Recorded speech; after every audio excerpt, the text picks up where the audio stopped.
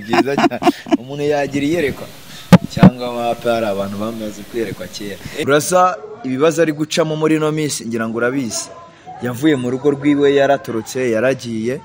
twirirwa tumushaka amanywa nijoro ntago tuzi ngabahe ntago tuzi ngari gukorera he hamwe turahamusanga twajya kumushakira twasubiro tukamubura n'ubundi before yuko ibyo ngibyo biba cyangwa se utangira kureba inkuru ze cyangwa se ubuzima bwe kuno bumeze kuri icano yacu wari umuzi mwari muziranye cyangwa wenda mwaba mufite n'ikindi mupfana ntacyo tuzahinda nkunda abantu pe ariko araho tuzakora ibishoboka byose nidufatanya ndabizi neza ko tuzagera kuri byinshi. Hari impamvu yatumye uva muri Amerika ukaza hano mu Rwanda, hari impamvu yatumye utekereza kuri iyi brother ndetse na famiye yiwe. Iyo nitegereje neza nkareba amazi na Innocent, iyo nitegereje neza nkareba amazi na Innocent, ntekereza urugendo rurerure mwagenze kuva mu buto bwanyu mwakabeje gukundana. I love you so much, come to me, come to me. Je t'aime trop, nalingo mingwana. Manzi na Innocent, nukuri ndabashimiye, mwahisemo neza nukuri muraberanye. Manzi na Innocent, songa mbere turabashyigikiye. Oh yes, reka nongere ngwikaze dukurikiranye kuri Manzi na Innocent TV muri kumwe na Nyakire Rwanda Rwanya rwakazamura igishimo by'abana bagasuka mutondo saa 7 n'ubwo basaba amatereka cyangwa cyangwa sambura icyo kuri Manzi na Innocent TV wirebere byinshi byiza tuba twagutegura uyu mwaka tutangiranye imbaraga nyinshi kandi dufite akazi kenshi tugomba gukora mu gihe gitondo gusaba kuri subscribe n'imwe utari wayikora ndetse nawe wayikoze ndakwinginga ngusaba cyane gusharinga ibiganiro byacu kugira ngo bigere kure cyane hashoboka amazi iminsi binginga mbasaba cyane kujya munyandikira muri comment kugira ngo mumpinyunganize ibibazo byo ni byinshi ngo ni nyinshi nyene ubusada wanyu mu buryo bugiye butandukanye. Uyu munsi rero murabona umuntu udasanzwe kuri screen zanyu ushobora kwibaza ngo ninde ese aje kuvuga iki dore ko kenshi abantu baza kuri kinyamakuru cyacu baba bafite ibyo bavuga cyangwa se batangaza cyangwa se bashaka kugisha inama ku bantu runaka. Uyu mumama cyangwa se uyu musista sindamenye neza nimba ari umusista cyangwa se nimba ari umukobwa cyangwa nimba ari umugore yaranyandikiye amaze iminsi anyandikira itari mike ambwira ko aba muri leta zunze ubumwe za Amerika ariko akaba ari umunyarwanda. Arambwira ati ngewe ndashaka ko umuza n'umuntu uyu n'uyu. Namubaza ati se ubahi? Arambwira ngo ngewe mba muri Amerika. Namubaza se naguhuza gute nawe uri muri Amerika ngende mu Rwanda? Arambwira ngo mfite urugendo aho ngaho mu Rwanda nzaza gusura famiye ndashaka ko nimpagera uzagira ute uzampuza nawe. Before yuko tujya kureba uwo muntu kuko sindamenya ngo ninde, yaje nimugoroba arampamagara uyu munsi arambwira ngo duhure tuganire. Mu byukuri nanjye mfite amatsiko y'agaseke dufitiye, mfite amatsiko y'icyo agiye kutubwira, mfite amatsiko y'uwo muntu agiye kumbwira ngo zamuhuza nawe. Reka rero muhereze ikaze, reka kwizimba mu magambo, mwikaze abibwire babwire havuye iki n'iki byose nabasuhuze ngo hayikaze makuru y'iminsi. ni meza Umeze neza? ndaho ndashima umwaka mushya twese hamwe. Reka mbanze nshima Imana rero yagukuye mu gihugu cya Amerika ikabikujeje hano mu Rwanda ishimwe cyane kandi ikaba yemeye ko tunabonana ngo hayikaze hano kuri Manzi na Innocent TV wisange wisanzure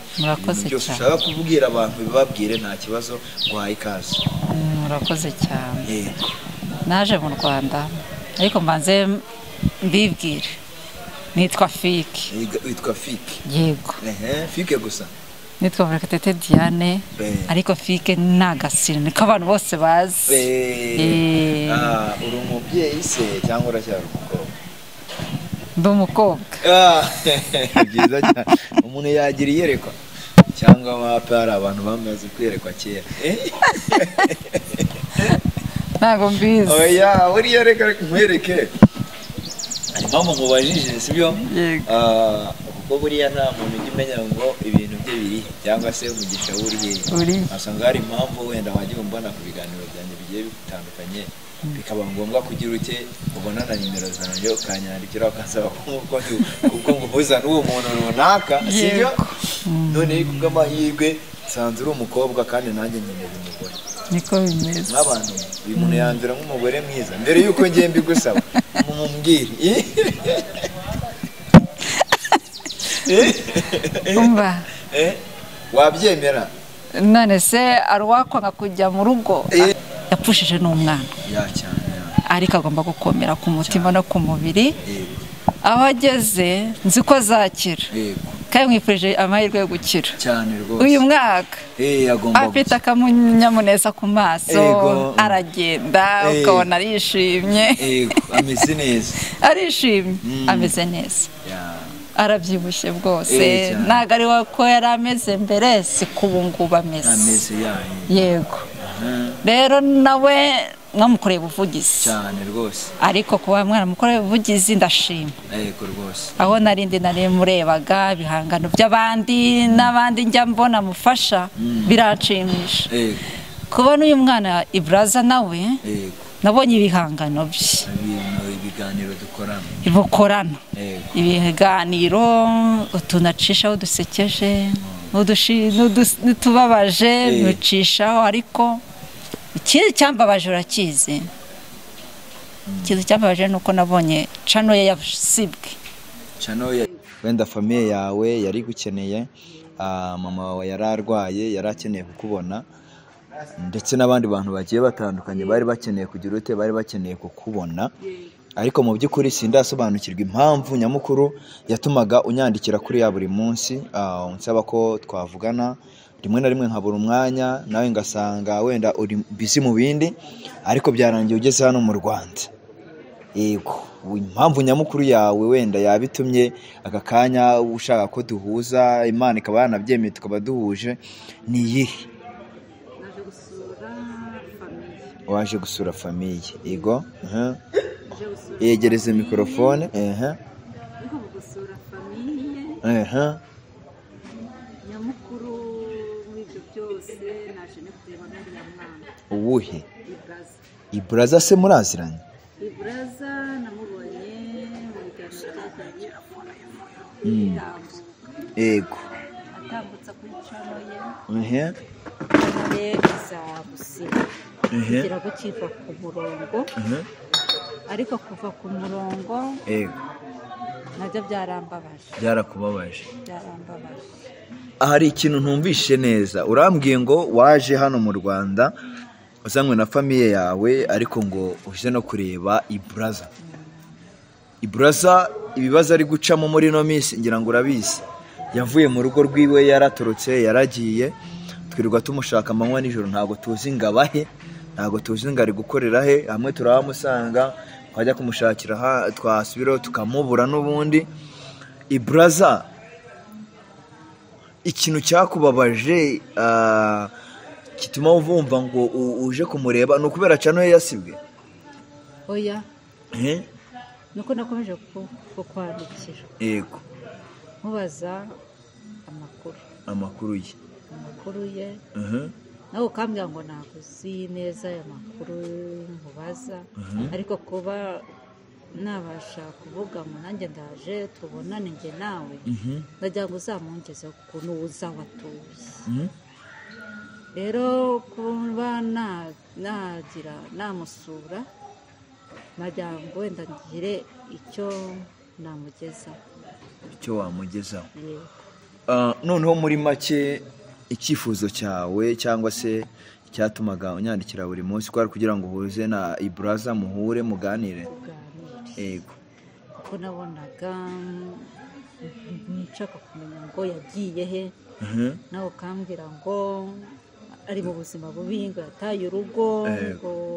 ameze nk'uwasaze yishoye mu bintu byinshi yego ibiyobyabwenge mu nzoga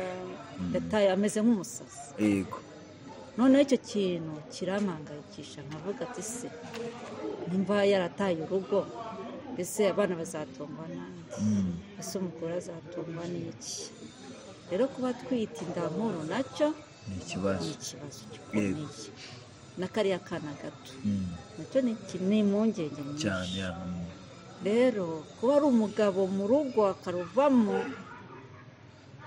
n'umuntu wese yabyumva yanabibona byamutera agahinda ngere we nubwo ndi umukobwa ngira impuhwe kuko nanjye ejo n'ejo bundi nzaba umubyeyi rero icyo kintu nacyo cyambabaje bituma ngomba kuzana mbere y'uko se ntangira kureba kujya mu buzima bwa Ibraza ntekereza ko umunsi wa mbere namenye ibyiwe ni umunsi yari agiye kwiyahura niwe munsi namenye ibye before y'uko ibyo ngibyo biba cyangwa se utangira kureba inkuru ze cyangwa se ubuzima bwe kuntu bumeze kuri icano yacu wari umuzi mwari muziranye cyangwa wenda mwaba mufite n'ikindi mupfana nta kintu dupfara ntabwo muzi kuri izo cano ye yacishaga kuri YouTube noneho rero bituma mukunda yego noneho ndavuga ninza mu Rwanda nzabasha kumugeraho tuganire mubwire ko ibintu byari byiza ibyo acishaho rero mubuze birakubabaza uhita unabona n'ubuzima arimo n'ubuzima bwawe ariko Ibraza ni umwe mu bantu bari mu buzima bugoye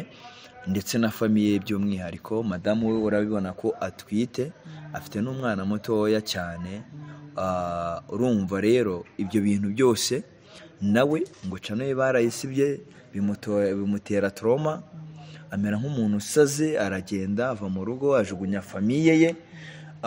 kuva turamushakisha turamubura hamwe turamusanga ahangaha undi munsi tukamusanga ahangaha ntatwikoza ntabashaka kwikoza umugore we ntabashaka gutaha ngo ajye mu rugo ni ibintu wagiye ukurikirana cyane ukunda kubona ni iki rero cyaguteye kumva ko ugomba guhura na Ibraza mukaganira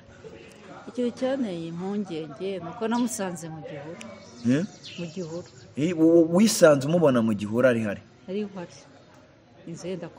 kumugwa hejuru ibyo byose nyine ngira ngo mwagiye mukunda kubikurikirana mubibona sibyo mwagiye mukunda kubikurikirana mubibona gusa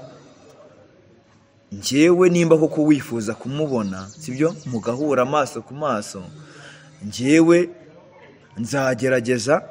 ibyo bintu ngira ute mbashe kuba nabigukora gusa ntago nabikwizeza 100% kubera ko ahantu none uyu munsi umusanga ngaha ejo ukamusanga yimutse ni urugendo rurerure bizadufata igihe kinini cyane cyo kugira ngo dushaka ahantu Ibraza yabari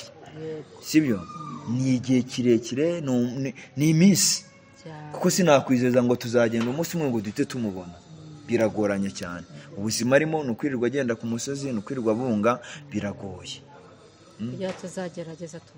tuzagerageza tumubone tugana ku musozi w'ikiganiro cyacu sibyo wowe ubwawe icyifuzo cyawe nyamukuru ni ikihe icyifuzo cyanjye nyamukuru yego ndagira ngo mfashe Ibraza kuko ari ibintu nari namuzaniye hari ibintu wamuzaniye ukaba wifuza noneho no kugira ute no kuba twakwicara tukaganira ukamusubiza mu rugo icyo nicyo cyifuzo cyawe yego nanjye rero ndi hano ngo ngufashe ntekereza ko Imana ninshoboza neza ikaba ikintije umwuka wo guhumeka reka mbivuge gutyo kuko bucyana yandi ndakwizeza neza ko nzabigufashamo kubera ko ntago wafata urugendo numva n'ikinyarwanda kikugora ikinyarwanda kirakugora cyane ubavuga make cyane hari mwaramenyereye ururimi rw'uruzungu cyane ikinyarwanda kiba kikugora nabibonye ikinyarwanda kiragoye burya ikinyarwanda kiragora kandi rero niyo waba uvukira no mu Rwanda uri umunyarwanda wuzuye uvuga ngo nzi ikinyarwanda narakizi ikinyarwanda kiraho kigera kigahita gikama ariko mu buzima busanzwe menye uri umuntu uvuga amagambo make no mu buzima busanzwe wivugira amagambo make cyane ariko mu kuvuga ndanasabana ndasahinda nkunda abantu pe ariko araho nanjye ngera nkahitamira mucecetse nta kibazo rero njyewe ndakwizeza neza ko tuzakora ibishoboka byose nidufatanya ndabizi neza ko tuzagera kuri byinshi hari impamvu yatumye uva muri Amerika ukaza hano mu Rwanda hari impamvu yatumye utekereza kuri Ibraza ndetse na famiye yiwe. Ndabizi neza ko ibyo byose tuzabibona umunsi nzaba nahuye na Ibraza cyangwa se tuzaba twamubonye murimo muganira. Rero dusoza, gira ikintu ubwira abantu badukurikirana, ukiri n'icyo wabasaba byibuze. Abadukurikiye rero ndabashimira, yego, uzagira umwaka mushya muhire, wifurije kugira umwaka mushya muhire, bazahaye baronke, turabakunda, yego, ko badukunda natwe nitwo tubakunda. Kandi ubabaye siko ejo azakomeza kubabara, agomba kuzana ibyishimo mu mutima no ku mubiri. Urwaye agomba koroherwa agakira. yego. Rero nimba umuntu yapfushije ntaheranwe n'agahinda, ahubwo yumve ko anezerewe mu mutima we. Nimba yagiye niwo munsi Imana yamwandikiye, agomba kwishima. Rero nanjye nsaba, ndasaba ko Ibraza ngamufasha akava muri buriya buzima cyane, akava muri buriya buzima arimo, ubundi nawe akajya kubaka umuryango